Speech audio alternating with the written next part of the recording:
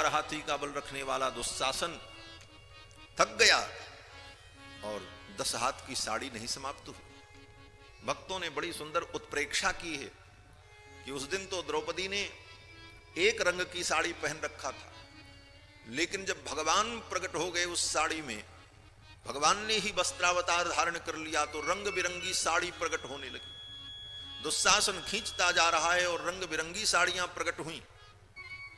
सुंदर सफेद सब्ज बैगनी हरी फीली ढेरी बहुतेरी नहीं बन गिनबे में आयो है। लाली ओ गुलाबी गुलनारी पाट फाल साही काही ओ बदामी बहुतेरो दर्शायो है। खाकी प्याजी धानी आसमानी जाफरानी रंग रंग रंग साड़ी आसमान लग छायो है। द्रौपदी के काज ब्रजराज हुए बजाज मानो लाद के जहाज पट द्वारिका से आयो। मानो द्वारिका से पूरी बजाजा बाजार लेकर के ही भगवान आ गए हों, इतना वस्त्र प्रकट हो। लेकिन ये चमत्कार, ये ऐसी अद्भुत लीला कब हुई? मतलब जब द्रौपदी ने एकमात्र भगवान का भरोसा किया। तो शरणागति का तीसरा धर्म यह है, शरणागति का तीसरा लक्षण यह है कि रक्षिष्यतीति विश्वास हो, भगवान रक्षा करेंगे ये दृढ़ विश्वास। रक्षिष्यतीति विश्वासो और गोप्तृत्व वर्णम तथा रक्षक के रूप में भगवान का वर्ण। एकमात्र भगवान रक्षक हैं, इस दृष्टि से विचार करके भगवान का ही वर्ण करना। रक्षिष्यतीति विश्वासो गोप्तृत्व वर्णम तथा आत्मनिक्षेप और अपना संपूर्ण भार भगवान के ऊपर छोड़ देना, आत्मनिक्षेप। और छठवां लक्षण कार्पण्य, दीन भाव। भगवान की शरणागति के बाद हमारे जीवन में दीन भाव आ जाए, हम अपनी दीनता का अनुभव करें, क्योंकि भगवान को दीनता अत्यंत प्रिय है। इसीलिए भगवान का एक नाम है दीन दयाल। दीन दयाल बिरद संभारी हरहु नाथ मम संकट भारी। जे दीन पियारे वेद पुकारे द्रवहु सुश्री भगवान। भगवान को दीन प्रिय है, भगवान को दीनता बड़ी प्रिय है। तो दैन्य भाव हमारे अंदर आ, जाति का अभिमान, गुण का अभिमान, विद्या का अभिमान, ये सारे अभिमान छूट जाएं। इसीलिए भक्तों ने दीनता का अनुभव करते हुए अनुसंधान किया है। नाहम विप्रो न च नरपति नैव वैश्यो न शूद्रो नोवा वर्णी न च गृहपति नो बनस्थो यतिर्वा किंतु प्रोद्यन निखिल परमानंद पूर्णामृताब्धे लक्ष्मी भर्तुः पद कमलयो दास दासानु दासः।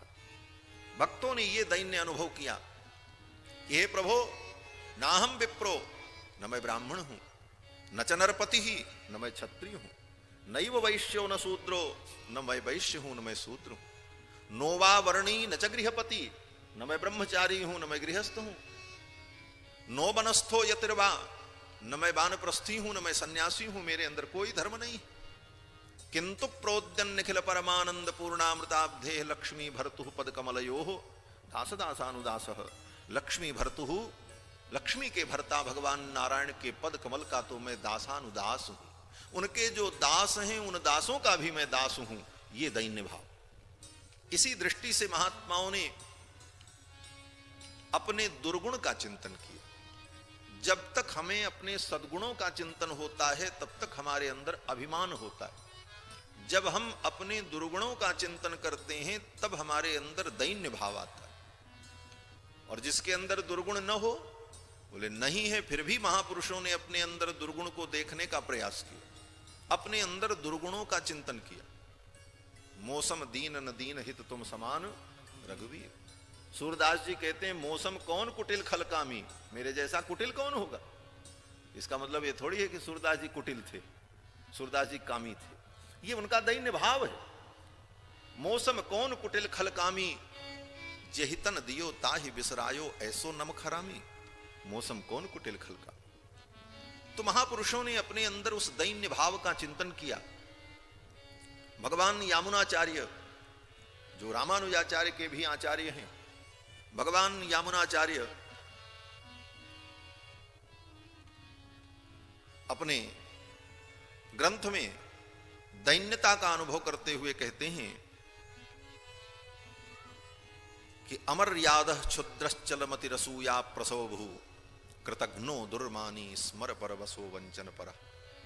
अमर याद, मैं बहुत अमर्यादित हूं, क्षुद्रमती हूं, अमर्याद क्षुद्र चलमती रसू, मेरी मति चलायमान है, मैं तो असूया का, निंदा का पात्र हूं। कृतघ्नो दुर्मानी, मैं कृतघ्न हूं, बड़ा अभिमानी हूं। कृतघ्नो दुर्मानी स्मर परवसो, काम के परवश हूं। वंचन परह, जीवन भर में वंचना ही करता रहा। कृतघ्न हूं। तो अमर याद क्षुद्रश्चलमति रसूया प्रसोभु कृतघ्नो दुर्मानी स्मर परवसो वंचन परह। नृशंस पापिष्ठ कथम हमितो दुख जलधे रपारादुत्तीर्ण तव परिचरेयम चरणयो। हे प्रभु, मैं तो अत्यंत दीन हूं, इसीलिए आपके चरण का आश्रय ले रहा। तो ये दैन्य भाव हमारे जीवन में जब आवे तो इसी को शरणागति का छठवां अंग कहा गया, कार्पण्य, दीनता। तो शरणागति जो भगवान की है, ये जीव के कल्याण का परम साधन है। और श्रीमद् वाल्मीकि रामायण में शरणागति का पग पग पर विवेचन है। शरणागति के जो गुण हैं, शरणागति की जो विशेषताएं हैं, उसके जो लक्षण हैं, वो जगह जगह पर वाल्मीकि रामायण में भगवान श्री राम के चरित्र में उद्भासित होते हैं, प्रकट होते हैं। शरणागति हम उसी की करते हैं जिसके प्रभाव और स्वभाव को हम जान लें। हम आत्मरक्षा के लिए किसी की शरण में अगर जाना चाहते हैं तो पहले आवश्यक यह है कि हम उसके प्रभाव को जान लें कि उसका प्रभाव कितना।